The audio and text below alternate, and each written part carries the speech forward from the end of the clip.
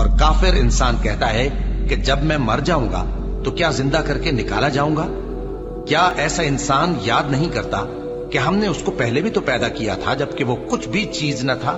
سو تمہارے پروردگار کی قسم ہم ان کو جمع کریں گے اور شیطانوں کو بھی، پھر ان سب کو جہنم کے گرد حاضر کریں گے اور وہ گھٹنوں پر گرے ہوئے ہوں گے۔ پھر ہر گروہ میں سے ہم ایسے لوگوں کو کھینچ نکالیں گے جو رحمان کے مقابلے میں سخت سرکشی کرتے تھے، پھر ہم ان لوگوں سے خوب واقف ہیں جو اس میں داخل ہونے کے زیادہ لائق ہیں، اور تم میں سے کوئی شخص نہیں مگر اسے اس پر گزرنا ہوگا، یہ تمہارے پروردگار پر لازم ہے، مقرر ہے۔